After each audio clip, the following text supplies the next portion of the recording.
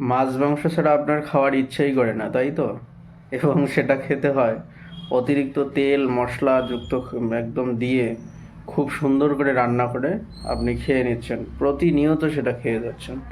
আপনি কি খেয়াল রেখেছেন যে আপনার লিভারের যে সমস্যা হতে পারে, সেই লিভারে আপনার ফ্যাট জমে যেতে পারে? আপনার যে লিভার, সেই লিভারের ওজন হচ্ছে 1.5 কিলোগ্রাম বা 3.3 পাউন্ড। তো সেক্ষেত্রে আপনার দেখা গেল সেই লিভারটা তার থেকে ওয়েটটা বেড়ে গেল, তখন আপনি মনে রাখবেন যে আপনার লিভারে ফ্যাট জমেছে।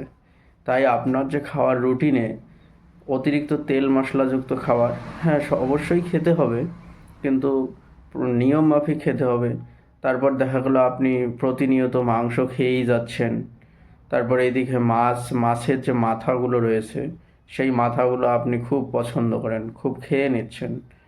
ঠিক আছে, এইদিকে হচ্ছে ঘি, পনির, এইসব চর্বি জাতীয় খাবারগুলো, মাখন, এইসব আপনি খুব খেয়ে যাচ্ছেন। তারপর দেখা গেলো আপনার যে লিভারের ওয়েট 1.5 কিলোগ্রামের থেকে বেশি হয়ে গেল, স্বাভাবিকের চেয়ে বেশি হয়ে গেল।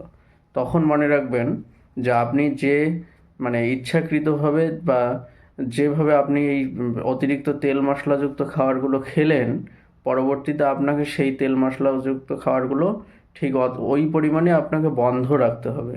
তাই খাওয়া দাওয়া থেকে একটু সাবধানে থাকুন, সতর্ক থাকুন। আর আপনার খাওয়া দাওয়ার যে ধরন, সেই বিষয়টা একটু খেয়াল রাখুন। অতিরিক্ত তেল মশলাযুক্ত খাবার অবশ্যই খাবেন, সেটা প্রয়োজন অনুযায়ী খাবেন এবং সেগুলো একটু মাথায় রেখে খাবেন।